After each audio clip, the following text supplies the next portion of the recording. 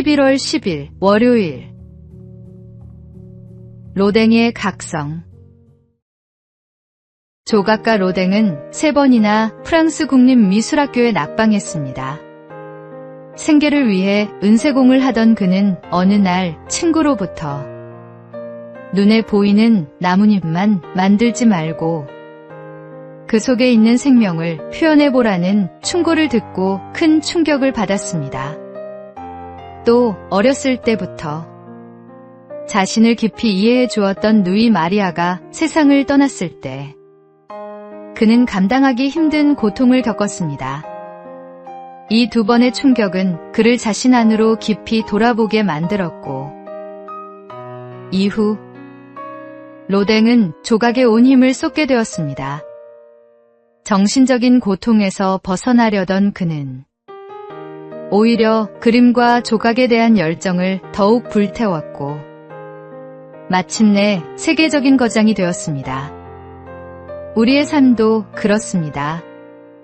평안할 때에는 마음을 잊고 눈에 보이는 것에만 매달리기 쉽지만 시련은 우리를 멈추게 하고 내면을 바라보게 만듭니다. 고통 속에서 우리는 더욱 단단해지고 새로운 길을 찾게 됩니다. 그리고 무엇보다 우리 마음을 어루만지시고 새 힘을 주시는 분, 하나님이 계시기에 우리는 어떤 고통도 넘어설 수 있습니다. 그러므로 오늘의 아픔도 언젠가 감사의 토양이 되어 더 깊은 삶의 열매로 이어질 것을 믿으십시오. 오늘의 말씀. 우리가 환난 중에도 즐거워하나니 이는 환난은 인내를, 인내는 연단을, 연단은 소망을 이루는 줄 알미로다. 오늘의 만나. 고난은 때로 우리 내면의 진정한 가치를 발견하게 하는 하나님의 도구입니다.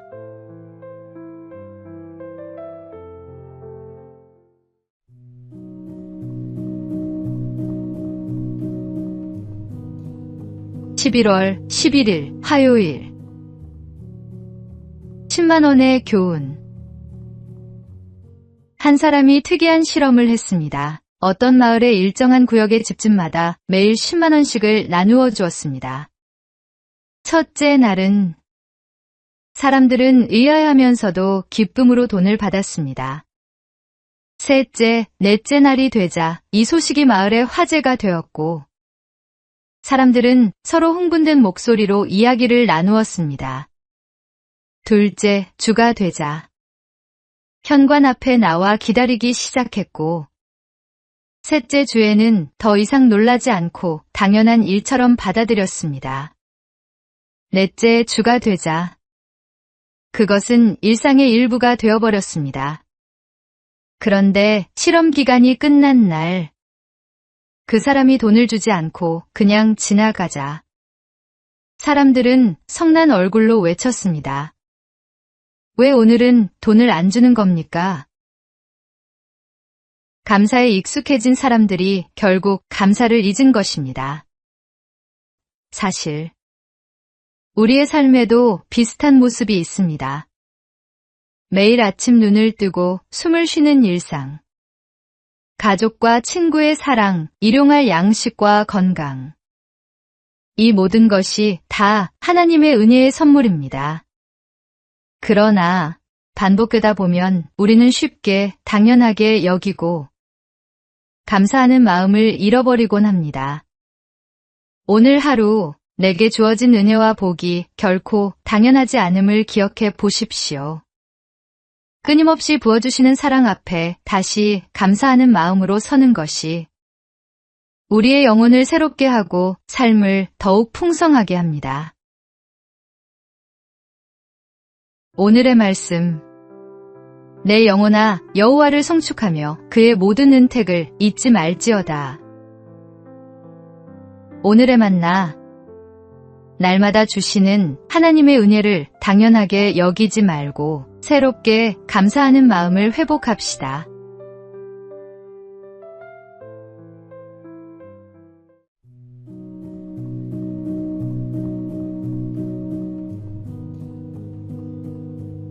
11월 12일 수요일. 감사로 피어난 작품. 인천에서 활동하는 강석준 작가는 중증 자폐 2급 판정을 받았습니다. 어린 시절부터 사회와의 소통에 큰 어려움이 있었고 일상조차 쉽지 않았습니다.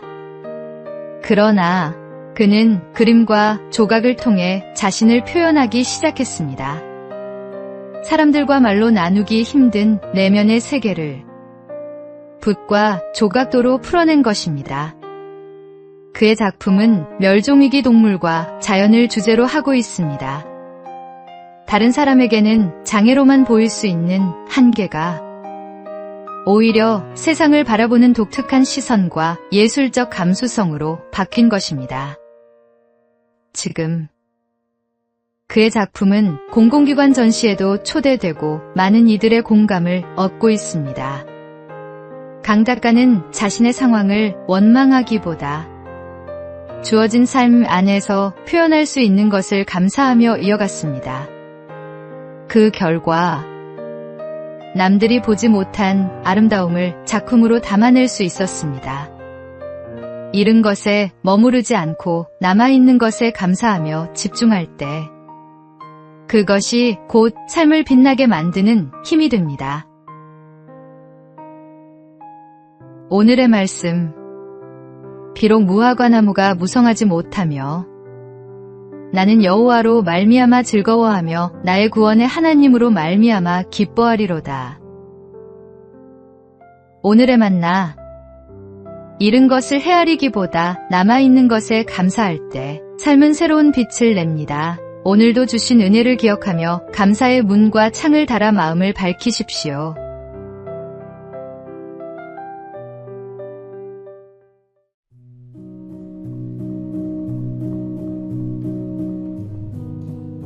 (11월 13일) 목요일.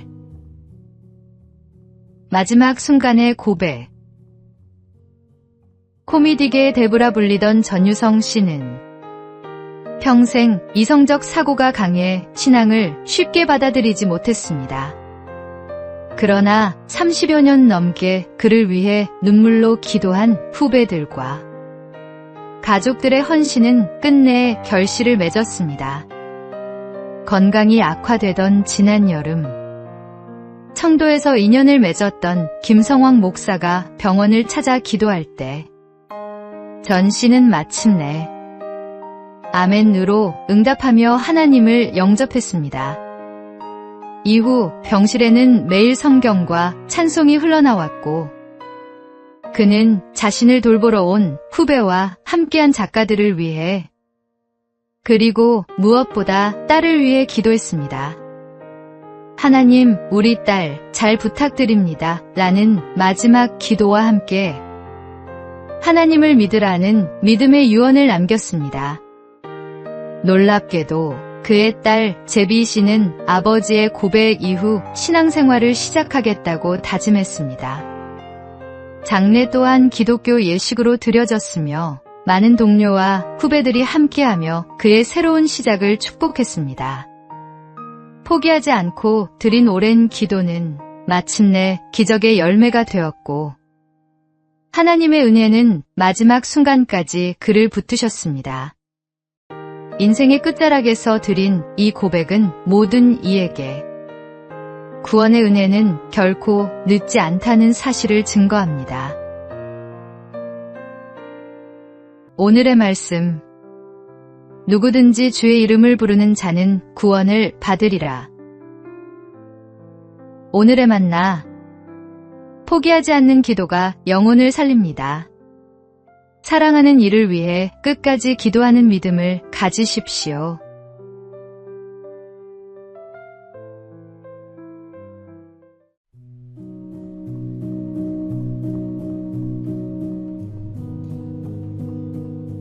(11월 14일) 금요일. 감사의 편지. 오늘은 가을숲의 빈 벤치에 앉아 새 소리를 들으며 흰 구름을 바라봅니다. 한여름 불볕같이 달아오른 내 마음을 서늘한 바람에 식히며 잠시 앉아있을 수 있는 이 시간들을 감사합니다. 이혜인의 감사 편지에 담긴 고백입니다. 집 앞마당 대추나무에 주렁주렁 열린 열매와 그 꼭대기에서 올려지는 참새들의 맑은 노래. 바람에 흔들려도 흩어지지 않는 그 소리를 들으며 함께 노래하던 순간은 그 자체로 하나님이 주신 선물이었습니다. 또 한 포기에 난을 정성껏 돌보듯 우리를 지켜보시는 하나님의 시선 속에는 따뜻한 사랑이 가득합니다. 난초가 작은 물방울만으로도 싱싱이 꽃대를 올리듯 우리도 날마다 하나님이 부어주시는 은혜를 받으며 살아갑니다. 아침에 눈을 뜨며 하나님께 인사드리고 맑은 눈으로 하루를 바라보는 것, 그것이 곧 감사의 편지가 됩니다. 오늘도 주신 것들을 하나씩 떠올리며 감사할 때 우리의 하루는 더 깊고 풍성해질 것입니다. 오늘의 말씀, 범사에 우리 주 예수 그리스도의 이름으로 항상 아버지 하나님께 감사하며. 오늘의 만나, 감사는 특별한 일이 있을 때만 드리는 고백이 아닙니다. 평범한 하루 속 작은 순간들을 붙잡아 하나님께 감사해 보십시오.